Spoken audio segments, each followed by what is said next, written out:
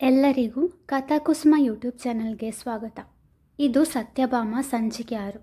ಆದರೆ ಇದ್ಯಾವುದರ ಬಗ್ಗೆಯೂ ಅರಿವಿರದವಳು ಇಯರ್ಫೋನ್ ಹುಡುಕುವಲ್ಲಿ ಯಶಸ್ವಿಯಾದಳು.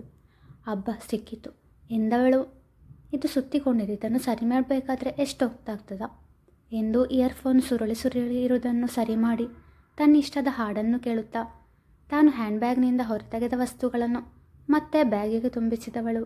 ಕೊನೆಗೆ ಚಾಕು ಹಾಗೂ ಟಿಶ್ಯೂ ಪೇಪರ್ ತೆಗೆಯಲು ನೋಡುವಾಗಲೇ ಅವಳಿಗೆ ಅರಿವಾಗಿತ್ತು, ತಾನು ಇಯರ್ಫೋನ್ ಹುಡುಕೋ ಬರದಲ್ಲಿ ಪಕ್ಕದಲ್ಲಿರುವ ವ್ಯಕ್ತಿಯ ತೊಡೆಯ ಮೇಲೆ ಚಾಕು ಹಾಗೂ ಟಿಶ್ಯೂ ಪೇಪರ್ ಇಟ್ಟಿದ್ದೇನೆಂದು. ಅವನಲ್ಲಿ ಕ್ಷಮೆ ಕೇಳಲು ತಲೆ ಎತ್ತಿದವಳಿಗೆ ಕಂಡದ್ದು ಅವನ ಹಣೆಯಲ್ಲಿ ಸಾಲಾಗಿ ನಿಂತಿದ್ದ ಬೆವರ ಹನಿಗಳು. AC ಬಸ್ಸಿನಲ್ಲಿ ಸಹ ಬೆವರ್ತಿದ್ದಾರಲ್ಲ ಎಂದುಕೊಂಡವಳು ಅವನಲ್ಲಿ ಮಾತನಾಡಲು ಮುಂದಾದಾಗ ಅವಳ ಕೈಯಲ್ಲಿ ಭದ್ರವಾಗಿ ಕುಳಿತಿದ್ದ ಚಾಕು ಕಂಡವನು ಮತ್ತಷ್ಟು ಭಯಗೊಂಡು, ಸಿಸ್ಟರ್, ನನಗೇನು ಮಾಡಬೇಡಿ, ನನ್ನನ್ನು ಸಾಯಿಸಬೇಡಿ, ನಾನು ಪಾಪ ಹುಡುಗ, ಅಪ್ಪ ಅಮ್ಮನಿಗೆ ಒಬ್ಬನೇ ಮಗ, ನಾನು ಸತ್ತರೆ ಅವರಿಗೆ ಮತ್ತೆ ಯಾರೂ ಇಲ್ಲ ಎಂದು ನಡುಗುತ್ತಲೇ ಹೇಳಿದವನ ಕಡೆಗೆ ಅಚ್ಚರಿ ಮಿಶ್ರಿತ ಕೋಪದಿಂದ ನೋಡಿದವಳೆ. ನಿಂಗಿಂತ ಹುಚ್ಚ ಮಾರೆ, ಇಯರ್ಫೋನ್ ಹುಡುಕುವಾಗ ನನ್ನ ವಸ್ತುಗಳನ್ನು ನಿನ್ನ ಕಾಲಿನ ಹತ್ರ ಇಟ್ಟೆ, ಅದಕ್ಕೆ ಸಾರಿ ಕೇಳುವ ಅಂತ ನೋಡಿದರೆ ಎಂತೆಂಥದೋ ಮಾತಾಡ್ತಿ. ಬಸ್ಸಲ್ಲಿ AC ಉಂಟಲ್ಲ, ಮತ್ತೆ ಸಹ ಬೆವರ್ತಾ ಇದ್ದಿ, ನೀನು ನನಗೆ ಮಾತಾಡಲಿಕ್ಕೆ ಬಿಟ್ಟಲ್ಲ ಎಂತೆಂಥದೋ ಹೇಳ್ತಿದ್ದಿ ಎಂದಾಗ ಅವಳ ಕೈಯಲ್ಲಿರುವ ಚಾಕು ಕಡೆಗೆ ಸನ್ನೆ ಮಾಡಿ ತೋರಿಸಿದ. ಓ, ಇದನ್ನು ನೋಡಿ ಹೆದರಿದ ನೀನು? ಇದು ನನಗೆ ಅಮ್ಮ ಕೊಟ್ಟದು, ಅದು ನಾನು ಬರುವಾಗ ಆ್ಯಪಲ್ ತಂದಿದ್ದೆ, ಅದನ್ನು ಕಟ್ ಮಾಡಲಿಕ್ಕೆ ಈ ಕತ್ತಿ ತಗೊಂಡು ಬಂದೆ. ಹುಡುಗಾಗಿ ಸಣ್ಣ ಕತ್ತಿಗೆ ಹೆದರ್ತಿಯಲ್ಲ ಎಂದು ನಕ್ಕಳು. ಮತ್ತೆ ಇದು ಟಿಶ್ಯೂ ಪೇಪರ್, ರಕ್ತ ಎಂದು ತಡವರಿಸುತ್ತಲೇ ನುಡಿದವನ ಕಡೆಗೆ ನೋಟ ಹರಿಸಿದವಳು. ಇದು ರಕ್ತ ಅಲ್ಲ, ಟೊಮೆಟೊ ಸಾಸ್ ಎಂದವಳು. ಸಾರಿ, ನಾನು ನನ್ನ ವಸ್ತುಗಳನ್ನು ನಿನ್ನ ಕಾಲ ಹತ್ರ ಇಟ್ಟಿದ್ದಕ್ಕೆ ಎಂದು ಸುಮ್ಮನಾದಳು. ಅವನು ನೀಡಿದಾದ ಉಸಿರೊಂದನ್ನು ಹೊರದಬ್ಬಿದ. ಮಾತಾಡುವಾಗ ನಾರ್ಮಲ್ ಆಗೇ ಮಾತಾಡ್ತಾಳೆ, ಹಾಗಾದರೆ ಇವಳು ಹುಚ್ಚಿ ಅಲ್ಲವಾ? ನಾನೇ ಮಿಸ್ಅಂಡರ್ಸ್ಟ್ಯಾಂಡ್ ಮಾಡ್ಕೊಂಡಿದ್ದೇನಾ ಎಂದುಕೊಂಡ. ಅವಳು ಸ್ಪಂದನ ಜೊತೆಗೆ ಸುತ್ತಾಡಲು ಹೋದಾಗ ಕಟ್ಲೆಟ್ ತಿಂದಿದ್ದಳು. ಆಗ ಅದಕ್ಕೆ ಹಾಕಿದ ಸಾಸ್ ಟಿಶ್ಯೂ ಪೇಪರ್ ಮೇಲೆ ಬಿದ್ದಿತ್ತು. ಮನೆಗೆ ಹೋಗಲು ತಡವಾಗುವುದೆಂದು ಆ ಟಿಶ್ಯೂ ಪೇಪರ್ ಅಲ್ಲೇ ಎಸೆಯುವ ಬದಲು ತನ್ನ ಬ್ಯಾಗಿಗೆ ಸೇರಿಸಿದ್ದಳು. ಅವಳು ಹುಚ್ಚಿ ಅಲ್ದಿದ್ರೆ ನಾನು ಊರು ತಲುಪೋ ತನಕ ನೆಮ್ಮದಿಯಾಗಿ ಕೂತ್ಕೋಬಹುದು ಎಂದುಕೊಂಡವ. ನೀವು ಮಂಗಳೂರಿಗಾ ಎಂದು ಕೇಳಿದ. ಅಲ್ಲ ಮಾರೆ, ಉಗಾಂಡಕ್ಕೆ ಹೋಗ್ತಿದ್ದೇನೆ. ಅವಳ ಉತ್ತರ ಕೇಳಿ ಇವಳು ಹುಚ್ಚಿಯೇ ಇರಬೇಕು, ಮಂಗಳೂರಿನ ಬಸ್ ಹತ್ತಿ ಉಗಾಂಡಕ್ಕೆ ಹೋಗ್ತಿದ್ದಾನೆ ಅಂತ ಹೇಳ್ತಿದ್ದಾಳಲ್ಲ ಎಂದುಕೊಂಡವ. ಪದೇ ಪದೇ ಭಯದಿಂದಲೇ ಅವಳತ್ತ ನೋಡುತ್ತಿದ್ದ. ಮಂಗಳೂರಿನ ಬಸ್ ಹತ್ತಿ ನೀವು ಮಂಗಳೂರ ಅಂತ ಕೇಳಿದರೆ ಮತ್ತೆ ನಾನು ಎಂತ ಹೇಳೋದು? ನಿಮಗೆ ತಲೆ ಸರಿ ಉಂಟಲ್ಲ? ಕತ್ತಿ ನೋಡಿದರೆ ನನ್ನನ್ನು ಸಾಯಿಸಬೇಡ ಅಂತ ಹೇಳ್ತಿ, ಮಂಗಳೂರಿನ ಬಸ್ಸಲ್ಲಿ ಕೂತ್ಕೊಂಡಿರುವವಳ ಹತ್ರ ಮಂಗಳೂರಿಗ ಅಂತ ಕೇಳ್ತಿ, ನಿನ್ನ ಕತೆ ಎಂತ? ನನಗೆ ಎಂತ ಗೊತ್ತಾಗೋದಿಲ್ಲ ಎಂದಳು. ಅವನು ಅಂಜುತ್ತಲೇ, ನೀವೊಬ್ಬರೇ ಬಂದಿದ್ದ ಸಿಸ್ಟರ್, ಒಟ್ಟಿಗೆ ಯಾರು ಬರಲಿಲ್ವಾ ಎಂದು ಕೇಳಿದಾಗ, ನೀನೆಂತಕ್ಕೆ ಹೀಗೆಲ್ಲ ಕೇಳೋದು? ಬಸ್ಸಲ್ಲಿ ತುಂಬ ಜನ ಇದ್ದಾರೆ, ನೆನಪಿರಲಿ. ನನ್ನ ಹತ್ರ ಮಿಸ್ಬಿಹೇವ್ ಮಾಡಲಿಕ್ಕೆ ನೋಡಿದರೆ ಇದೇ ಕತ್ತಿಯಿಂದ ಸಾಯಿಸ್ತೇನೆ ಎಂದು ಬೆದರಿಕೆ ಹಾಕಿದಳು. Please don't misunderstand me. ಈ ಟೈಮಲ್ಲಿ ಒಬ್ಬಳೇ ಬರಬಾರ್ದಿತ್ತು, ಅಪ್ಪ ಇಲ್ದಿದ್ರೆ ಅಮ್ಮ ಒಟ್ಟಿಗೆ ಇದ್ದರೆ ಒಳ್ಳೆಯದಿತ್ತು ಎಂದ ಮೆಲುದನಿಯಲ್ಲಿ. ನಿನ್ನ ಕ್ಯಾರಿಗೆ ಥ್ಯಾಂಕ್ಸ್, ನಾನು ಬ್ರೇವ್ ಗರ್ಲ್, ಅದಕ್ಕೆ ನನಗೆ ಒಬ್ಬಳೇ ಬಸ್ಸಲ್ಲಿ ಹೋಗಲಿಕ್ಕೆ ಹೆದರಿಕೆ ಇಲ್ಲ. ಬಸ್ ಸ್ಟ್ಯಾಂಡ್ಗೆ ಅಪ್ಪ ಬರ್ತಾರೆ ಎಂದವಳು ಹಾಡು ಕೇಳುವತ್ತ ಗಮನ ಹರಿಸಿದಳು. ಸಿಸ್ಟರ್ ಎಂದ. ಅವಳಿಗೆ ಹುಚ್ಚಿದೆಯೋ ಇಲ್ಲವೋ ಎಂದು ತಿಳಿಯುವ ತನಕ ನೆಮ್ಮದಿ ಇಲ್ಲ ಅವನಿಗೆ.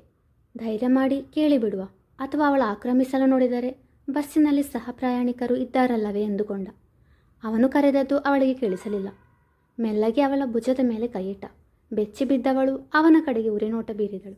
ಭಯದಿಂದ ಕೈ ಹಿಂತೆಗೆದವ, ಸಿಸ್ಟರ್ ಹಾಗೆ ನೋಡಬೇಡಿ, ಹೆದರಿಕೆ ಆಗ್ತದೆ. ನಿಮಗಿದು ಸ್ಟಾರ್ಟ್ ಆಗಿ ಎಷ್ಟು ಸಮಯ ಆಯಿತು ಎಂದು ಕೇಳಿದ.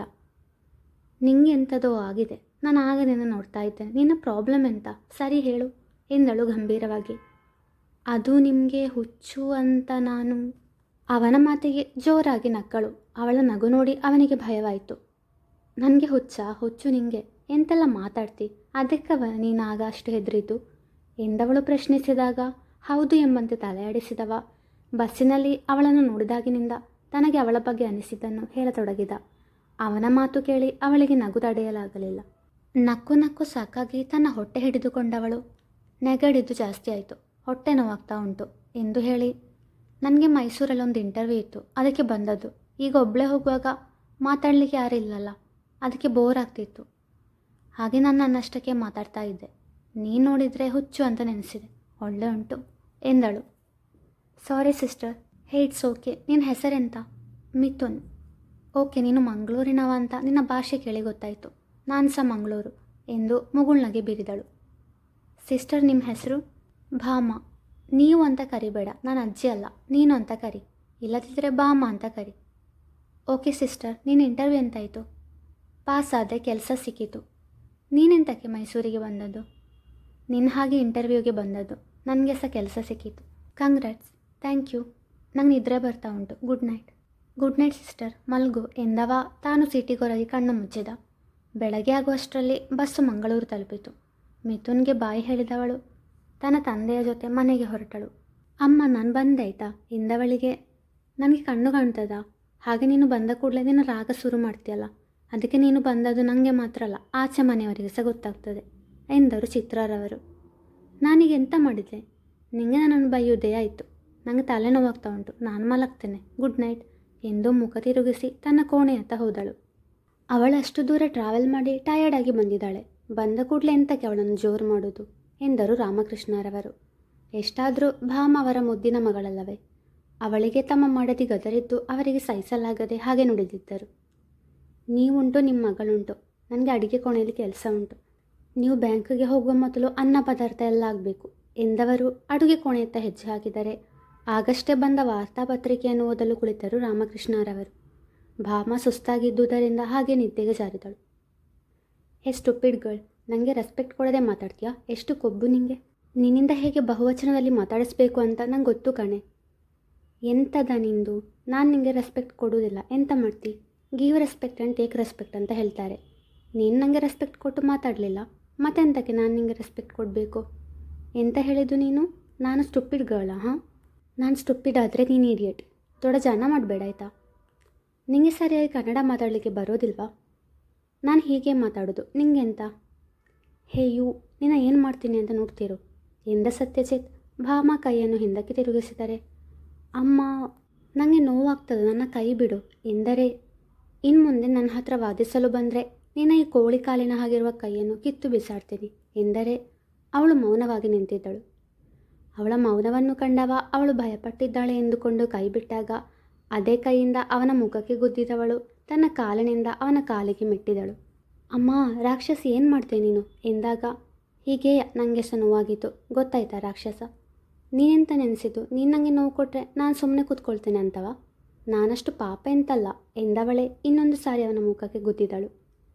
ಸೂಪರ್ ಭಾಮ, ನೀನು ಅವನಿಗೊಳ ಬುದ್ಧಿ ಕಲಿಸಿದೆ ಎಂದು ತನ್ನನ್ನು ತಾನೇ ಹೊಗಳಿದವಳು ಕಣ್ಬಿಟ್ಟಾಗ ಚಿತ್ರರವರು ಸೌಟು ಹಿಡಿದವಳ ಮುಂದೆ ನಿಂತಿದ್ದರು. ಮುಂದುವರೆಯುವುದು. ಈ ಕತೆ ನಿಮಗೆ ಇಷ್ಟವಾಗಿದ್ದರೆ ಲೈಕ್ ಮಾಡಿ, ಶೇರ್ ಮಾಡಿ, ಹಾಗೆ ನಮ್ಮ ಚಾನೆಲ್ನ ನೀವು ಸಬ್ಸ್ಕ್ರೈಬ್ ಮಾಡಿಲ್ಲ ಅಂದರೆ ದಯವಿಟ್ಟು ಸಬ್ಸ್ಕ್ರೈಬ್ ಮಾಡಿ.